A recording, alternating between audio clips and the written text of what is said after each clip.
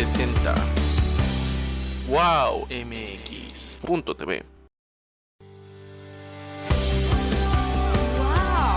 El Consejo Nacional de Egresados del Instituto Politécnico Nacional presenta Profesionistas por el Progreso, conducido por Marco Antonio Méndez Cuevas.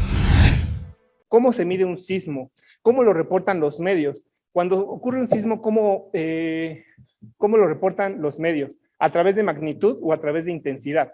La realidad es que existen dos parámetros. Uno es la magnitud, que es la cantidad de energía que se libera en el momento del sismo, que es como vemos a los medios, como escuchamos, con un número que determina esta magnitud, es la cantidad de energía que se libera. Y la otra es la intensidad, que es la percepción que tenemos en algún lugar específico. Es muy importante diferenciar magnitud de intensidad. Seguramente ustedes han escuchado y están muy familiarizados con la escala de Richter, que es una escala que fue utilizada para medir magnitudes. Y de intensidad, es muy común que escuchen la intensidad de Mercalli. La realidad es que actualmente, ya alrededor de 40 años no se utiliza la escala de Richter para reportar, y sin embargo existen muchos medios que siguen difundiendo la escala de Richter, cuando esta pues ya quedó en desuso por distintos conceptos sismológicos. Actualmente las magnitudes que se emplean pues son otras, mayormente es la de magnitud momento, que el Servicio Sismológico Nacional es la que se encarga de percibir, y nosotros en materia de ingeniería estructural, en intensidades lo que nos importa es la medición de la aceleración, velocidad, desplazamiento, fuerza y tiempo. ¿De acuerdo? Entonces, para ejemplificar un poco mejor, tenemos aquí dos acelerogramas mostrados de 3 eventos sísmicos presentados en 3 distintas etapas. Si ustedes observan la línea roja, tenemos las aceleraciones que fueron presentadas tras el sismo del 19 de septiembre del 85. La línea azul representa el sismo de hace 5 años, del 2017, del 19 de septiembre, y la línea amarilla representa las aceleraciones del sismo del 7 de septiembre del año pasado. Vamos a ver dos contrastes. La gráfica que tenemos del lado izquierdo representa a las aceleraciones registradas en la estación de CU de Ciudad Universitaria. Recordemos que Ciudad Universitaria es zona 1, zona de piedra. La imagen que tenemos a la derecha son los acelerogramas presentados en la estación del Sistema de Comunicaciones y Transportes, Secretaría de Comunicaciones y Transportes, donde tenemos un terreno de tipo de transición. ¿De acuerdo? Veamos la primera línea roja que nos habla del sismo del 85. Si vemos en la gráfica de la izquierda, podemos ver las aceleraciones que fueron mucho menor a las que se presentaron del 2017, a pesar de que fueron de magnitudes iguales, de magnitud menor, porque la del 85 fue de magnitud 8.1 y la del 2017 fue de 7.1, vemos que las aceleraciones presentadas en CU fueron mucho mayores, más de 3 veces las aceleraciones presentadas, a pesar de que la magnitud del sismo fue la misma. ¿Qué determinó estas aceleraciones? La posición y el tipo de sismo que originó este movimiento.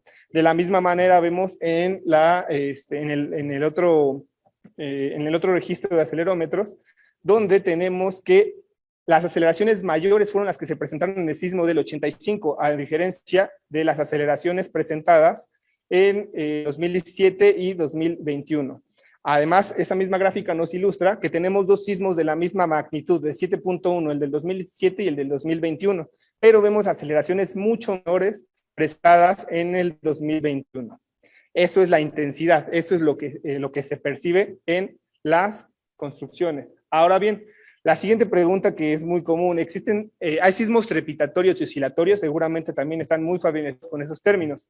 La realidad es que todos los sismos tienen ambos componentes. Al paso de las ondas sísmicas tienen la dirección transversal, 2 en el sentido transversal y 1 en el sentido vertical. Entonces, no es correcto separar de un sismo que es oscilatorio o trepidatorio. La realidad es que todos los sismos tienen todas las componentes. ¿Cuál es la diferencia? Que cercano al epicentro es donde tenemos más la percepción de la componente vertical. Y aquí un pequeño ejemplo de esta componente, de estos movimientos que formalmente se le conocen como ondas P y ondas S. Bien, bueno. También viene la siguiente pregunta, ¿cada vez existen más eventos sísmicos o por qué se reportan sismos en zonas donde antes no temblaba? La realidad es que con el paso del tiempo contamos con mayores instrumentaciones. Seguramente vieron de la semana pasada, incluso me parece que el día de ayer hubo un reporte de un sismo en Morelos, la semana pasada en Morelia, zonas donde son localizadas zonas de choque de placas. Sin embargo, pues se presentan esos epicentros en estos puntos. Incluso se han llegado a presentar epicentros en la Ciudad de México, en Coyoacán, seguramente lo han escuchado en las noticias. La realidad es que no hay nada alarmante en ese sentido de manera preliminar. Sin embargo, nosotros tenemos esos registros precisamente como lo mencionaban los ponentes anteriores, porque se tiene más instrumentación para poder determinar estos movimientos. Ahora otra pregunta que todo mundo se realiza, ¿septiembre es el mes que se presentan más sismos? Estadísticamente, no. Diciembre, curiosamente, es el mes donde se tienen más registros de sismos. Entonces aquí, curiosamente, a lo mejor me pueden decir, bueno, quizás los sismos que se presentan de mayores intensidad pasarían a ser en septiembre. La realidad es que tampoco. De acuerdo a los registros del Servicio Sismológico Nacional, febrero y junio son los meses de mayor incidencia de sismos de gran magnitud. ¿Cuál ha sido la diferencia de esa memoria colectiva que tenemos como ciudadanía en septiembre? Pues que los mayores daños, las mayores intensidades locales que se han llegado a presentar han sido en septiembre. Entonces, por eso muchos tenemos esa percepción de que septiembre ha sido el mes de los desastres naturales. La realidad es que estadísticamente, en cuestiones de números, no. Y bueno, finalmente la pregunta que todos realizan, ¿los sismos se pueden predecir? La respuesta tajante es no. Ningún método o tecnología actual permite conocer cuándo ocurrirán. Es importante saber que todos debemos estar preparados y bien informados sobre qué hacer antes, durante y después de un evento sísmico. Bien, ahora sí pasemos en materia de rehabilitación estructural. ¿Qué sucedió tras los sismos del 19 de septiembre, donde tuve la oportunidad de colaborar en varios proyectos? De acuerdo a la Comisión para la Reconstrucción de la Ciudad de México, con datos al 14 de septiembre del año pasado, el resultado de estas intensidades de este movimiento telúrico fueron 38 edificios colapsados, 21 edificios demolidos a causa de daños irreparables, 25.581 edificios con algún grado de afectación entre edificios unifamiliares y multifamiliares. Aquí es donde viene la pregunta, ¿qué es lo que pudo haber fallado? ¿Falló la autoridad por hacer falta de revisiones técnicas de seguridad de inmuebles, mejoramiento de protocolos de supervisión de construcciones, algún apoyo en programas de investigaciones, la mejora continua de reglamentos, normas, como ya nos platicaron anteriormente? Faltó programas para apoyo de refuerzo de estructuras construidas antes de las normas del 87, falló la sociedad, fallamos como sociedad en tener una cultura de vida útil de edificaciones, de queremos estructuras que sean para toda la vida, cuando perdemos un poco esa noción de que todo se le tiene que dar un debido mantenimiento, nula preocupación por una consultoría técnica por la parte del diseño. Los profesionistas fallaron por la impericia, negligencia, dolo. Aquí la realidad es que lo que falló fue todo en conjunto.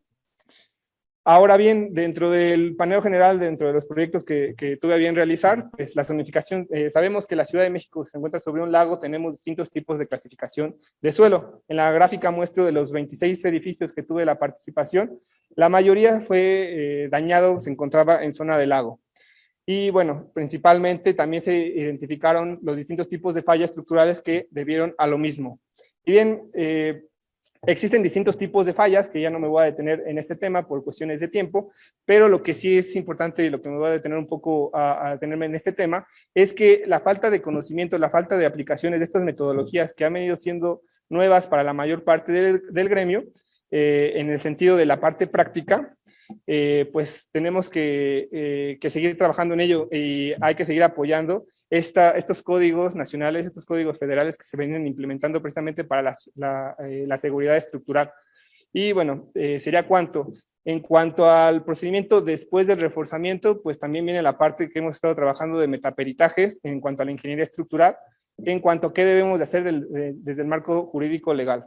Y bueno, por mi parte sería todo. Les agradezco por su tiempo. Les dejo en pantalla. Me pasé, pero bueno, ahí estaban mis datos de contacto. Muchas gracias.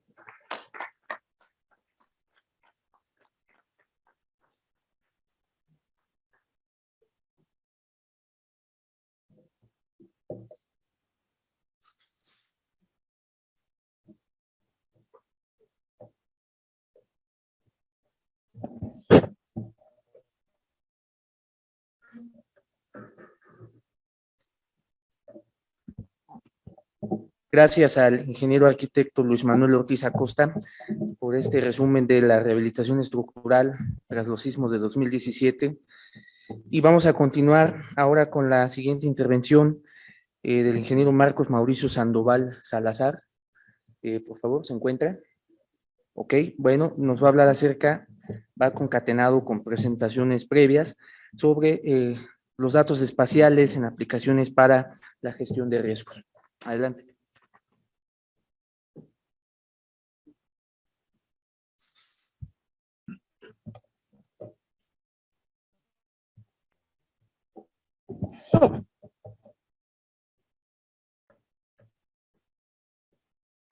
¿Qué tal? Ya muy buenas tardes, casi noches.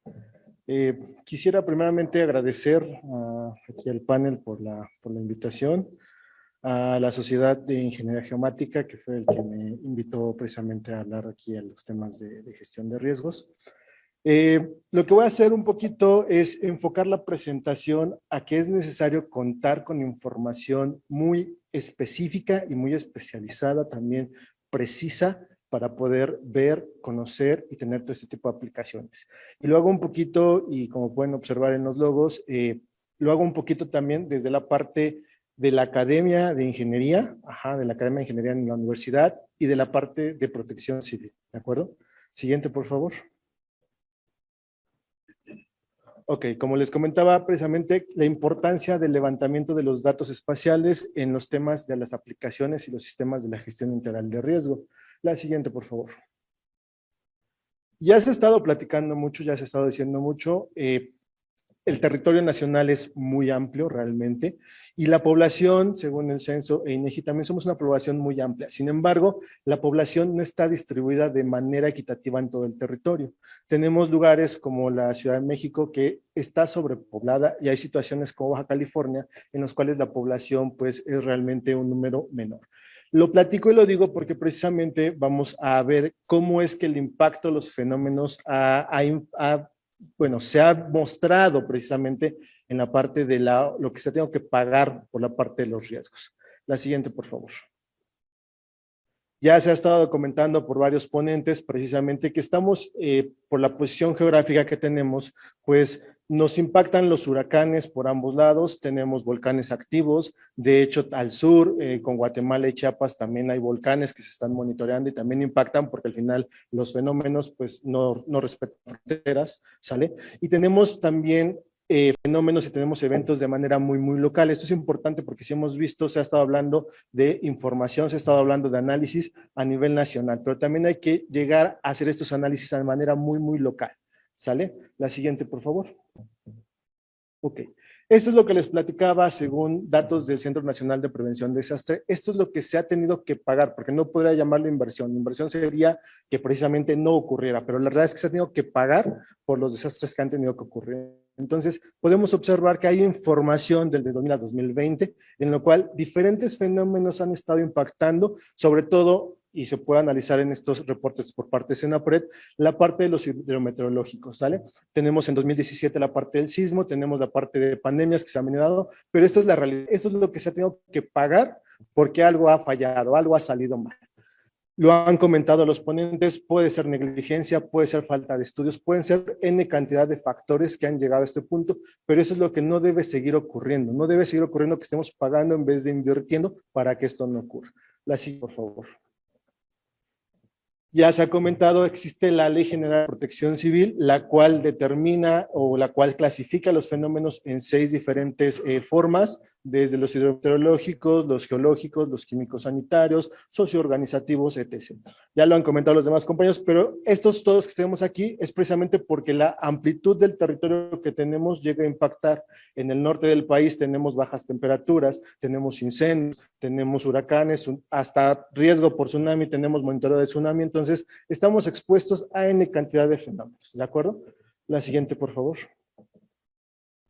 Bien, y en este sentido es precisamente que a la misma ley se atañe y se gestiona lo que es el término de gestión integral de riesgos, que es este conjunto de acciones que tendremos que hacer precisamente para la identificación, análisis y evaluación, control y reducción de todos estos impactos. No es un trabajo solamente de gremio de los ingenieros, porque también es un trabajo que tiene que ser desde la sociedad. Se ha comentado y se ha visto que han hecho diferentes estudios Está excelente que tengamos esos diferentes estudios, pero ¿qué se ha hecho hacia la sociedad? ¿Qué es lo que conoce la sociedad de todos los riesgos? Porque precisamente yo les voy a platicar, y también en exposiciones anteriores, hemos visto que existen estas aplicaciones, las cuales hay información acerca de los peligros, las vulnerabilidades, y en algunos casos hasta el propio riesgo. Pero la población, ¿qué tanto conoce? ¿Cuál es la percepción de la población en todo esto? La siguiente, por favor. Ok. Se ha comentado precisamente que existe este ciclo, que es una constante actualización, es un constante aprendizaje, ha ocurrido desde el 85 y también desde antes seguramente, en la cual se tienen los fenómenos, pasan los fenómenos, tenemos que retroalimentar, tenemos que saber qué está ocurriendo, los analizamos, los entendemos, tomamos medidas, volvemos a empezar, vuelven a ocurrir. Les digo, pasó 85, 2017, ya se ha comentado, ¿sale? Y es un ciclo que siempre va a estar en constante actualización, porque como precisamente de los planes y precisamente los programas para la parte de construcción de las estructuras, que ya no es el mismo que estaba en el 85, ya no es el mismo y seguramente no será y no tendrá que ser el mismo para los siguientes años. Entonces es importante ir revisando todo esto y también, como les comentaba, esto hacerlo exhaustivo hacia la población, ¿sale? La siguiente, por favor. En cada uno de estos rubros, platicábamos del ciclo de la gestión integral de riesgos que ya se ha mencionado, existen ya diversas aplicaciones que se han estado realizando desde hace bastante tiempo. Este es un video en el cual es el Atlas Nacional de Riesgos, en el cual existen diferentes aplicaciones porque hay diferentes tipos de fenómenos. Entonces, para poder comunicar hacia la población a qué es lo que está expuesto y qué es lo que ocurre, entonces se han derivado a hacer diferentes visores, en los cuales hay información. Esta información es la clave precisamente para poder llegar a la población y hacerles entender en dónde están situados, ¿sale? Porque, ejemplo, el Cerro del Chiquihuite. El Cerro del Chiquihuite estaba poblado, tenía ahí población de más. ¿Qué pasó? Hubo un deslizamiento de laderas. Entonces, la población ya está en riesgo, ya se está poniendo vulnerable, ya está en peligro. Entonces, es necesario hacerles y mostrarles precisamente con todos los estudios, con toda la información, a qué están expuestos. Y les comentaba que esto es a nivel nacional, existe también a nivel local, porque cada estado y cada municipio por ley debería de tener su propio atlas, debería de tener su propia información. ¿Qué es lo que ocurre en la realidad? Muchas veces es muy sencillo cortar lo que tenemos a nivel nacional y pegarlo como si fuera estatal o local. Y eso es lo que no debe hacer, porque cada uno de donde estamos empieza a cambiar, empieza a variar. Y se los platico un poquito. Siguiente, por favor. Porque precisamente en este sentido la universidad tiene su propio atlas de riesgos. Ya ha sido muy complicado poder encontrar información al nivel tan local de lo que es la propia universidad.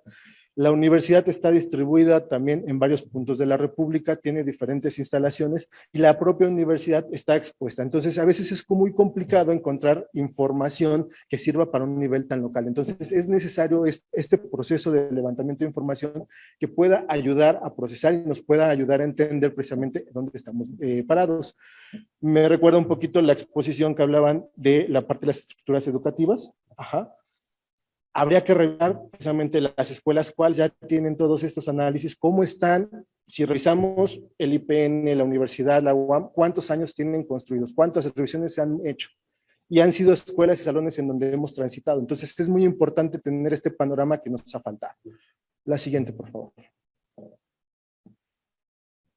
Les comento, les decía, ahí existen una cantidad de aplicaciones que a veces no estamos al pendiente. Ese es el radar meteorológico que existe, donde ustedes en tiempo real pueden ir monitoreando, precisamente la dispersión, cómo viene la lluvia, truenos. Entonces, estos son elementos que son importantes para saber dónde estamos parados. ¿De acuerdo? La siguiente. Y este es un aplicativo que se desarrolló durante la pandemia por el Instituto de Geografía, en el cual a través de una línea de tiempo se va mostrando los casos que se fueron registrando y se fueron ahí estadísticamente revisando, y se va mostrando cómo, dependiendo de la situación geográfica, iban aumentando. Entonces es un plano ahí donde ustedes pueden ver cómo van aumentando las zonas. Entonces, existen muchas diversas formas de poder representar la información. El detalle es dónde está esa información, cómo la podemos obtener y qué es lo que estamos haciendo con ella. La siguiente, por favor. Ok. Este tipo de plataformas que les vengo mostrando, que se les ha platicado, que están por ley, que vamos a platicar que están en el artículo 2 de la Ley General de Protección Civil, lo que están englobando y lo que tienen es que son plataformas informáticas en el cual se está mostrando la información de los inventarios de sistemas expuestos, los mapas de peligros a susceptibilidades, mapas de riesgos, escenarios también de riesgos, que hay que llegar a ese nivel, los inventarios de vulnerabilidad.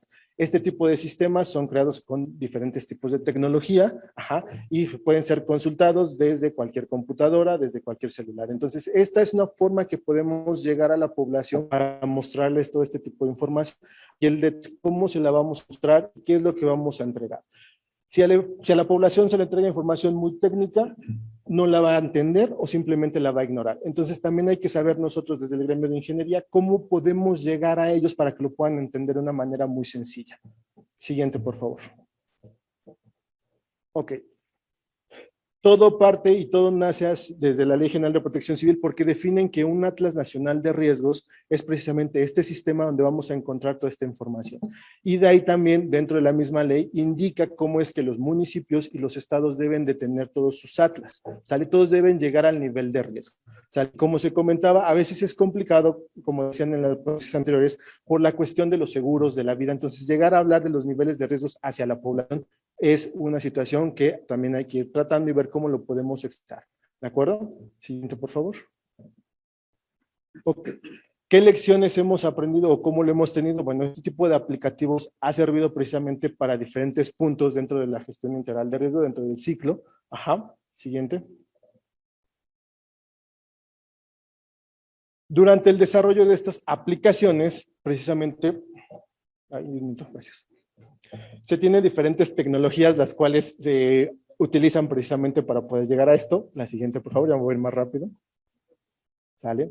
Donde precisamente hemos perdido la parte también de que a veces hay que invertir en nuevas tecnologías. Decían hace rato de los láseres, donde podemos ver la estructura. De hecho, vinieron unos italianos, precisamente cuando pasaba una emergencia, ellos no entran. Mandan precisamente robots, mandan precisamente drones para poder tener toda la información antes de poder llegar a la estructura como personas para no ponerse en peligro. Siguiente, por favor. Ok, aquí hay unos ejemplos de cómo se pueden ocupar estos atlas, precisamente esta información espacial. Siguiente. Para la parte de prevención, hay información previa. Para la parte siguiente, del auxilio, para el momento en que están ocurriendo las emergencias, poder tomar decisiones. La siguiente, por favor. Y para la parte de la recuperación, saber qué hubo para poder saber y tener una mitigación y poder llegar a la resiliencia. Siguiente. Ya me voy muy rápido, existe mucha información, les digo, la forma es cómo se va a levantar, es muy importante porque también, y ya para concluir, porque faltan varias diapositivas, es importante transmitirlo, es importante también dejarlo en la academia, ¿sale? Porque también precisamente nuestros estudiantes es necesario que puedan comprender qué es lo que van a llegar a hacer afuera, ¿sale? Si no pueden transmitir eso, si no se queda ahí, entonces no nos está sirviendo. Sale aquí unos ejemplos de un levantamiento, siguiente por favor. La parte social, un aspecto social que hemos olvidado y que también nos falta para saber la población cómo se siente. Siguiente. Y por eso les comentaba que la ponencia era saber dónde estábamos, porque si no tenemos información, ¿sale? Como se puede ver en un cuadro en blanco, no entendemos dónde estamos. Entonces tenemos que tener esta información con claridad y exactitud. ¿Sale? Faltan algunas ponencias, pero bueno, ya. Muchísimas gracias por la participación.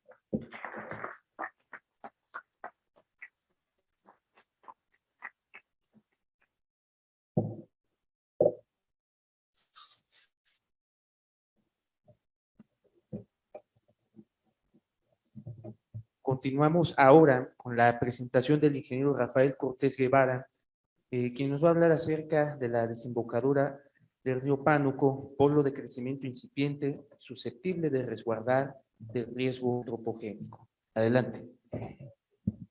Gracias, ingeniero. Y por las prisas, no sé si agradecerle al ingeniero Marco Antonio Méndez la invitación o reclamárselos. Así que vamos a comenzar con una pregunta. ¿Quién de ustedes está dispuesto a renunciar a su vehículo? ¿A sus aparatos electrónicos o a sus accesorios digitales? Nadie. Y lo dicen especialmente, nada más los que tienen carro, los que no, pues no. Conclusión, vamos a seguir contaminando, vamos a seguir afectando al medio ambiente, ¿sí? Y esto es una postura irreductible, dadas las condiciones y características de la evolución que hemos ido experimentando las sociedades que habitamos en este planeta. no habíamos tenido conciencia real.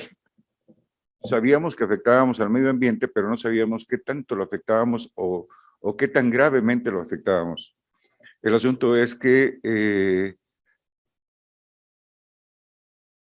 tuvimos la gran ventaja de experimentar miedo.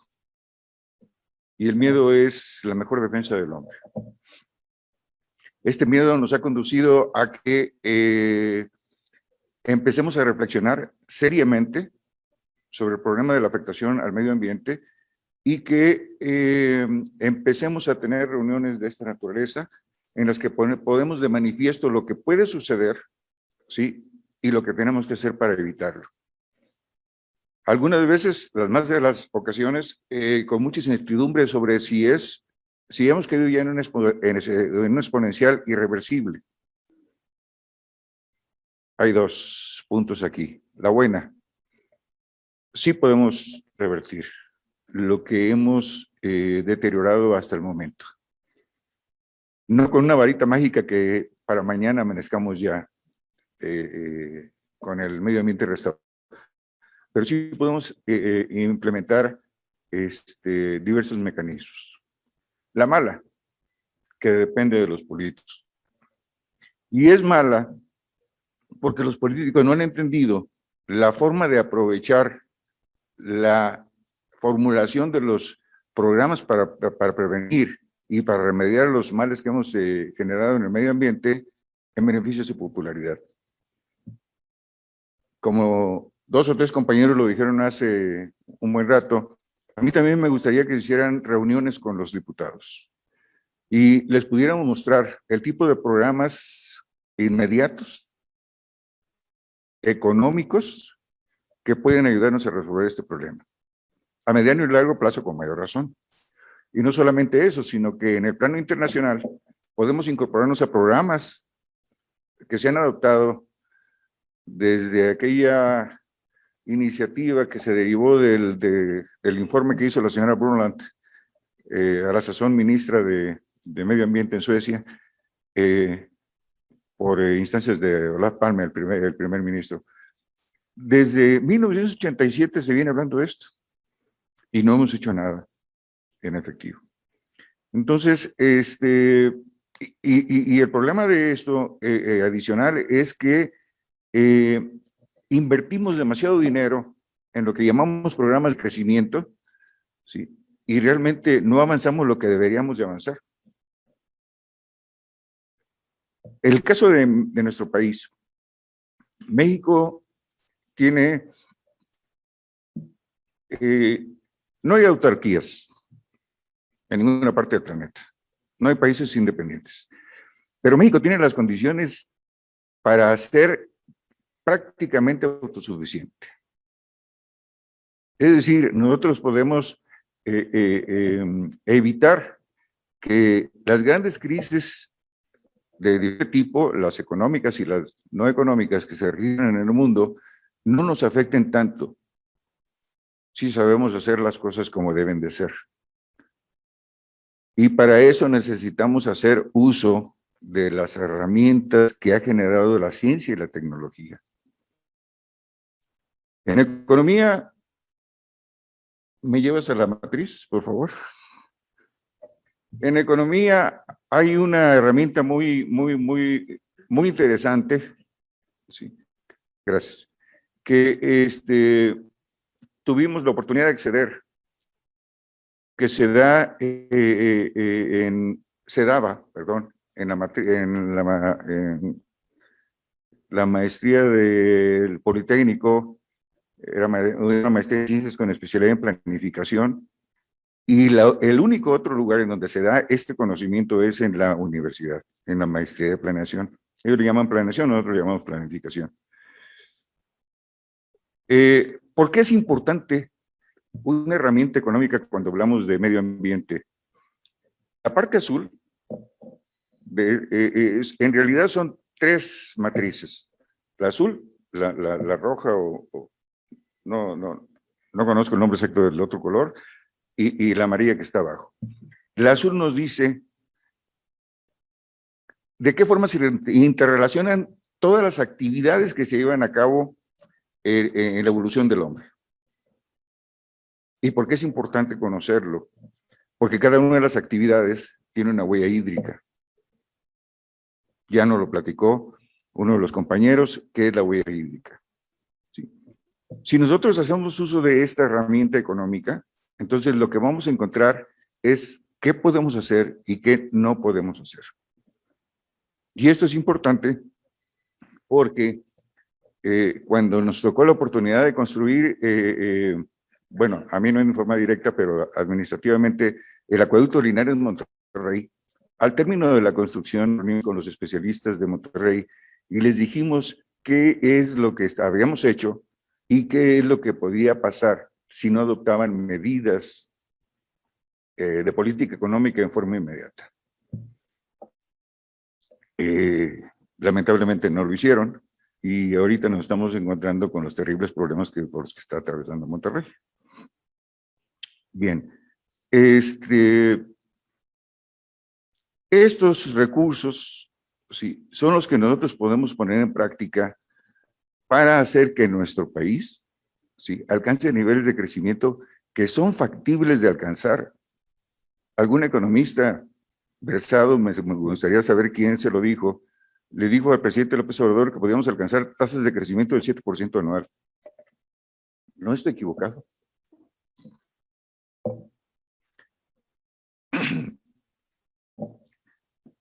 A ver, vamos a ver. Miren, México como país tiene la gran ventaja de que además de poseer un gran territorio, tenemos 2 millones de kilómetros cuadrados, también tenemos recursos, clima, mano de obra no calificada, con una tremenda capacidad de innovación y una mano de obra calificada de competencia internacional. Esto nos permitiría que los diversos enclaves con los que cuenta nuestro país, de sur a norte y de Pacífico al Atlántico, podamos generar polos de desarrollo que por lo menos en el caso que yo elegí, que es la desembocadura del río Pánuco, hice una estimación muy gruesa, pero seria, y encontré que si se empieza a trabajar, al cabo de 3 años, la desembocadura del río Pánuco estaría con una tasa de crecimiento del 20% acumulado. A partir de hoy, es decir, en 3 años acumularía una tasa de crecimiento del 20%. Y eso nos da tasas de crecimiento superiores al 7% anual. Sí. Miren,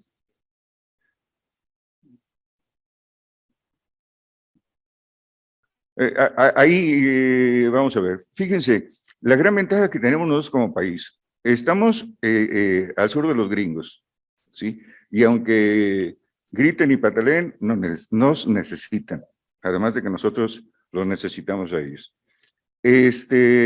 Nosotros nos encontramos entre Europa y África y Asia. Y finalmente nosotros nos encontramos en la desembocadura del río Pánuco, nos encontramos exactamente en mitad del Atlántico, del Golfo de México. Es decir, tenemos una fácil comunicación con los puertos de cualquier parte del Atlántico, incluyendo obviamente pues, el Golfo de México. ¿Más? ¿Otra? Bueno, perdóname, regrésame tantito nada más. Miren, a la mitad exactamente del Golfo de México está la desembocadura del río Pánuco. Y dame la final, por favor, para terminar. Sí, no, para atrás. Ahí está. La parte blanca de abajo es la desembocadura del río Pánuco. La parte de arriba, sí, es esa rayita que se ve ahí arriba, es el puerto industrial de Altamira. Todas esas figuras cerradas, geométricas cerradas, sí, es el sistema lagunar del río Temesí. En esa zona se puede desarrollar completamente la economía de todo un país. por falta de tiempo no puedo platicarles, hice una descripción de la forma de abordar cada uno de los sectores de la economía para alcanzar las tasas de crecimiento que les señalaba, pero me gustaría que se quedara en la mente de ustedes lo que podemos hacer y lo que lo que podemos hacer como mexicanos para el desarrollo de nuestro país y lo que debemos hacer para concitar a las gentes que tienen la responsabilidad de tomar las decisiones, ¿sí? Que tengan conocimiento de esto, invitarlos a reuniones en las que les demos 4 o 5 pláticas especializadas nada más, no más, para no cansarlos con tanto conocimiento, ¿sí? Y ayudarlos a escoger los mecanismos para poder tomar las decisiones correctas en materia de crecimiento económico. Muchas gracias.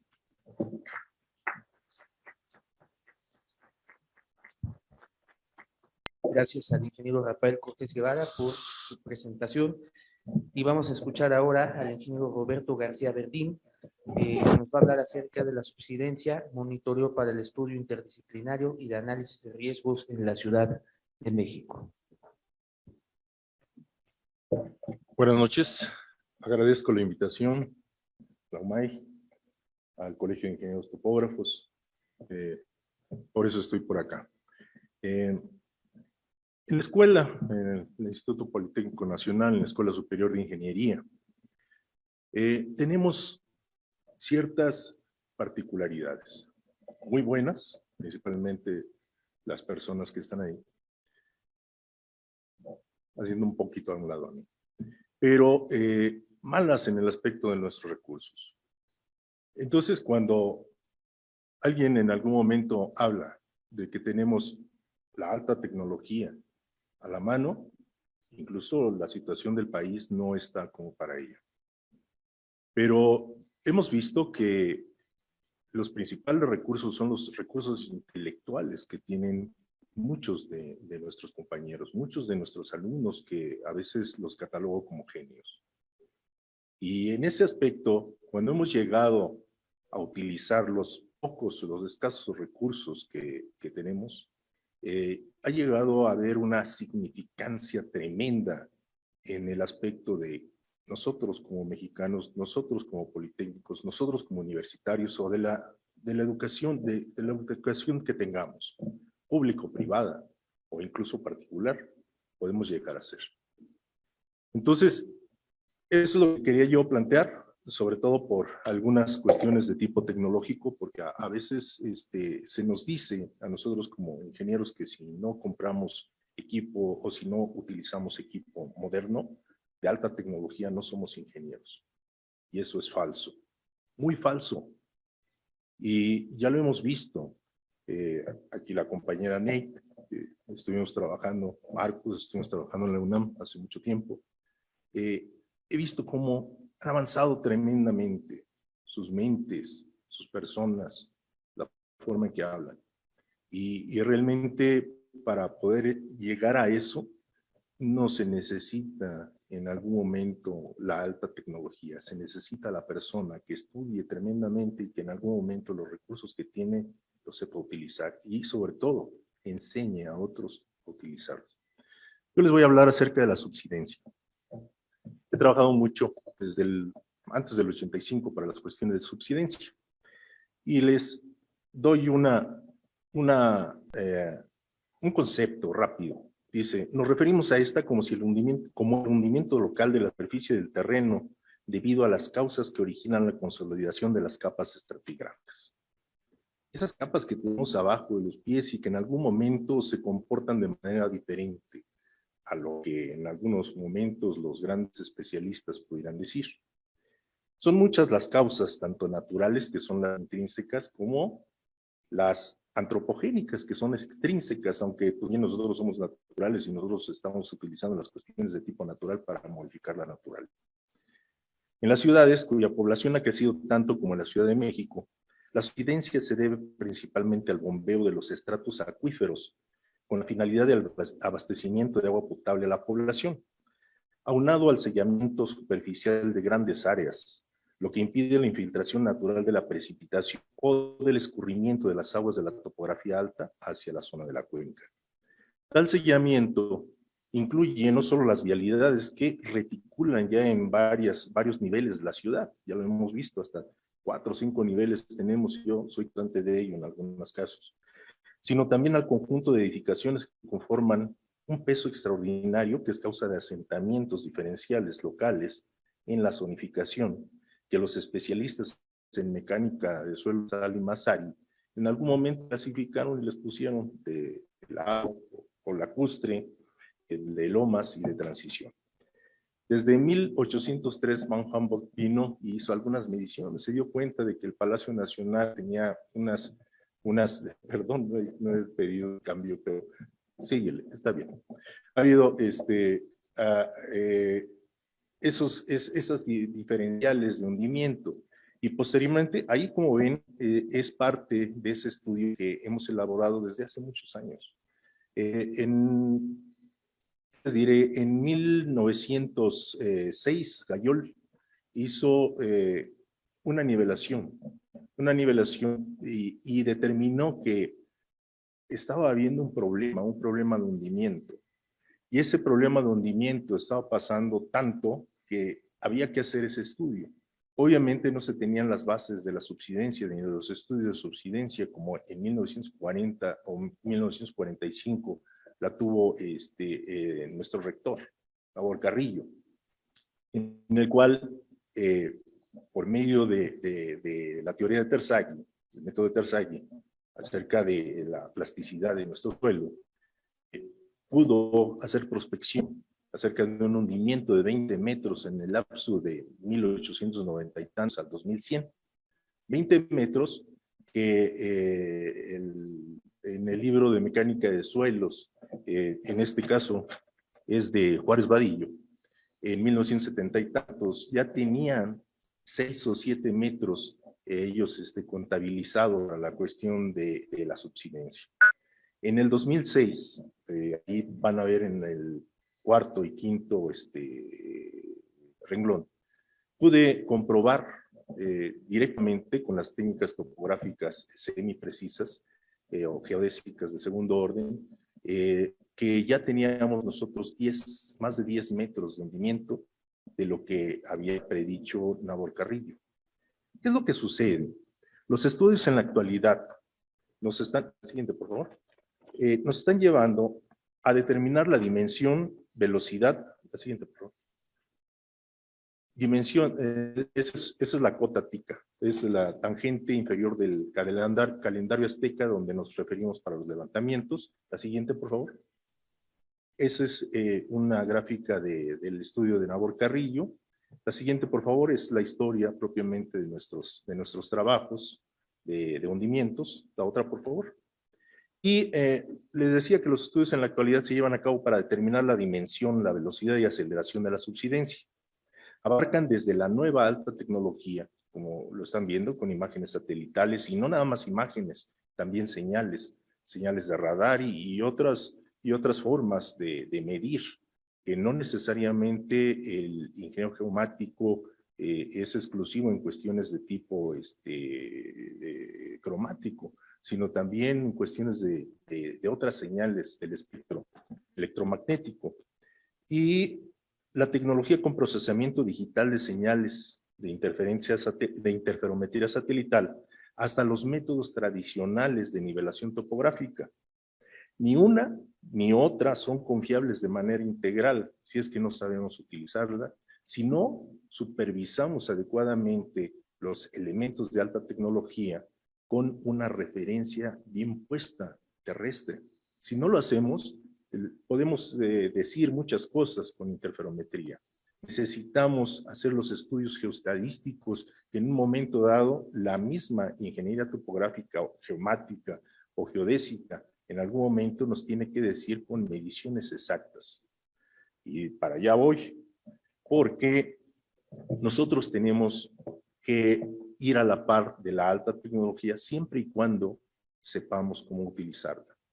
Hay muchos especialistas que se dicen que utilizan la alta tecnología y realmente no lo hacen, porque ni siquiera tienen los conceptos presentes. Utilizan conceptos equivocados, porque lo que están haciendo en algún momento están invadiendo otros terrenos.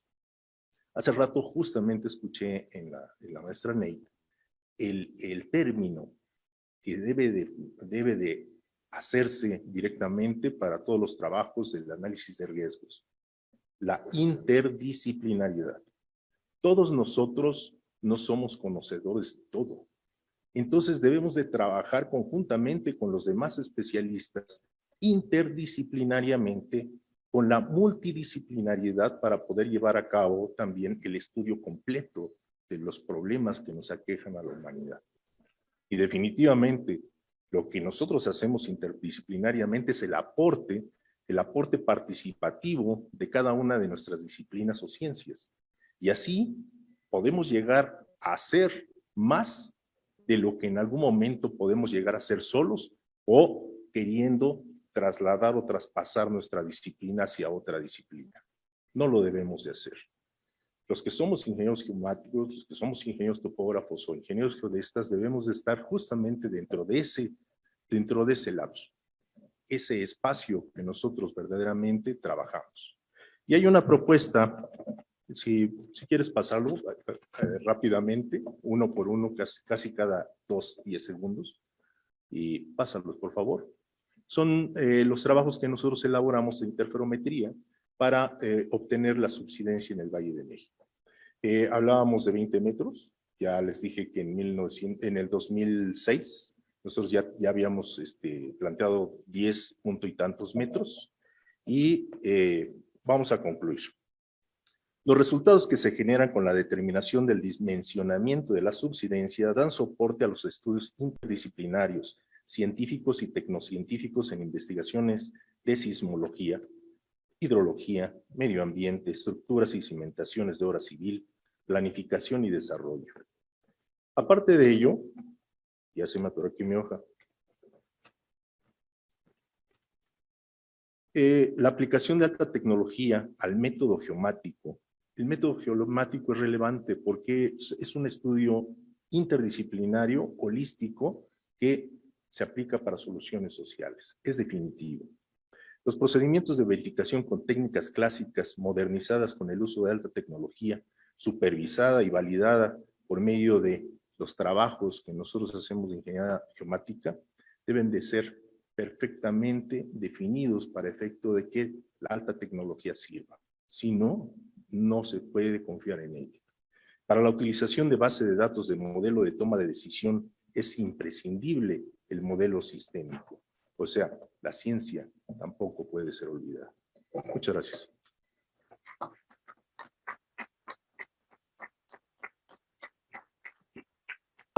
Gracias, ingeniero Roberto García. Y a continuación escucharemos al maestro Víctor Eleazar Flores González, director de construcción de la Secretaría de las Infraestructuras y el Ordenamiento Territorial Sustentable del Estado de Oaxaca, quien nos da acerca de la normatividad actualizada como prevención de riesgos en construcciones.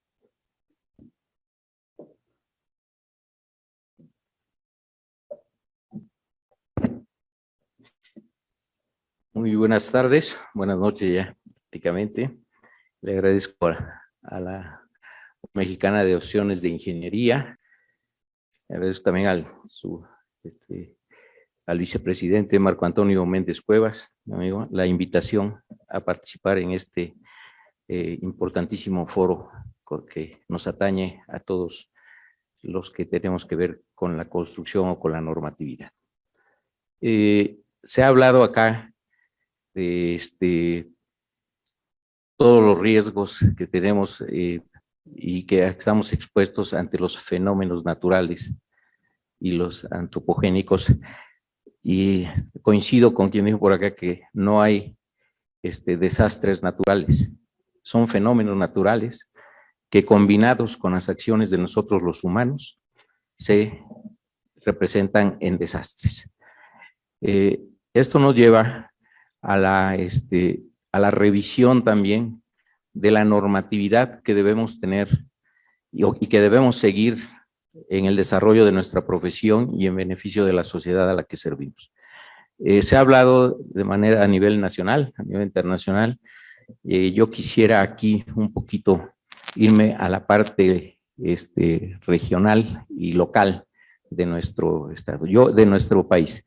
Yo soy del estado de Oaxaca, un estado que me digo que tenemos de todo, tenemos cultura, tenemos folclore, tenemos una gran gastronomía, tenemos tsunamis, tenemos temblores, tenemos ondas tropicales y hasta marchas y plantones todos los días, ¿verdad? Pero bueno, tenemos que luchar también y aprender a vivir con ello. El sureste de la República Mexicana está expuesto a muchos tipos de fenómenos, a los varios fenómenos naturales, casi a la mayoría. Tenemos los deslaves, deslizamientos de laderas, a sequías también, aunque no lo crean, no nada más la parte norte. Ya hay zonas en la parte del sureste, en el estado de Oaxaca, que ya estamos sintiendo las sequías.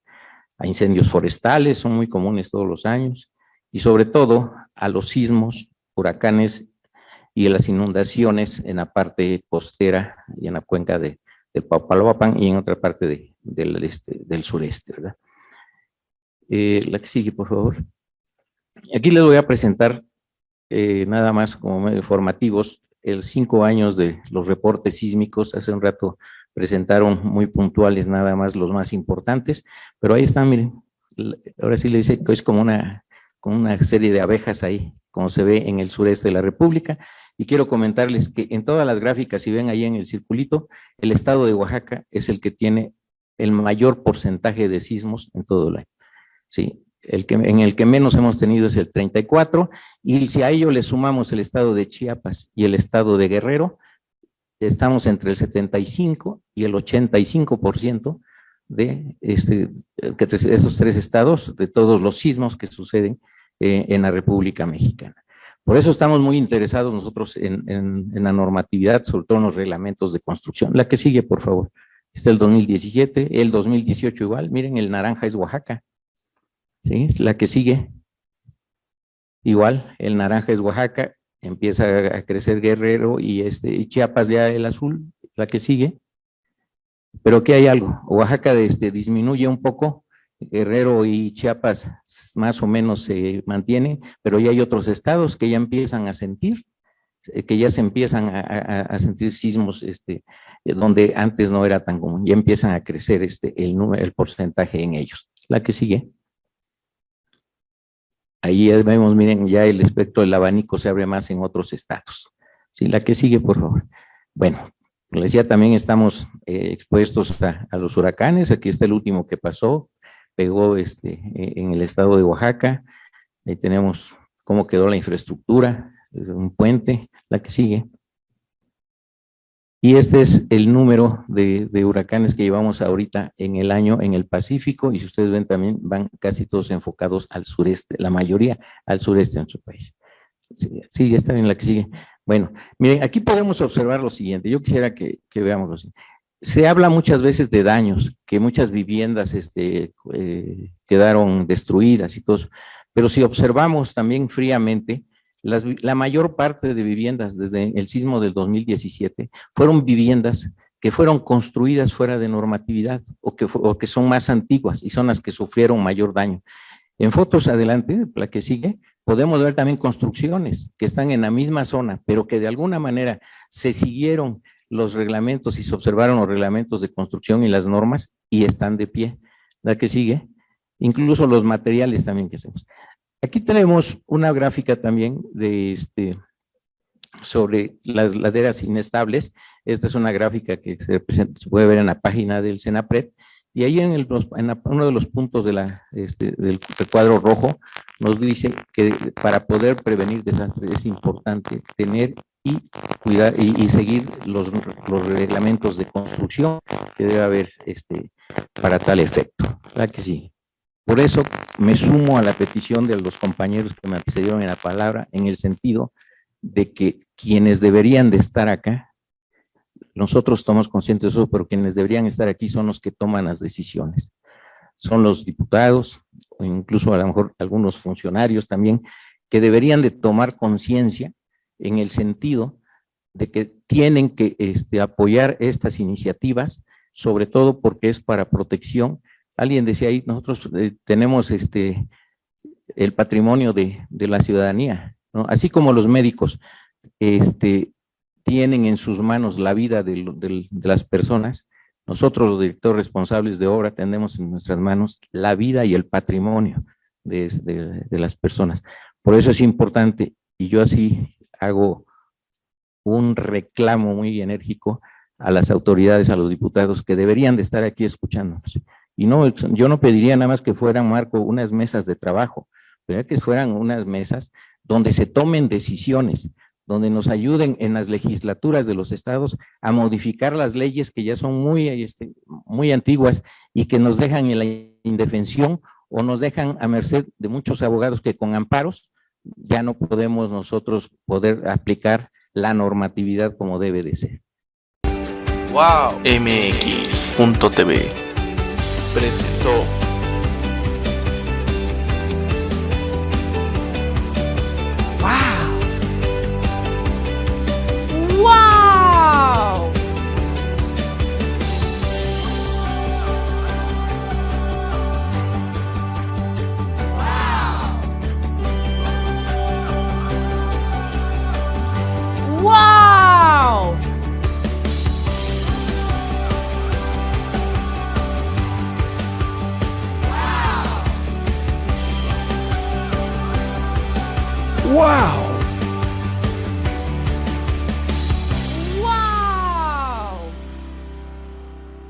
Wow. MX.tv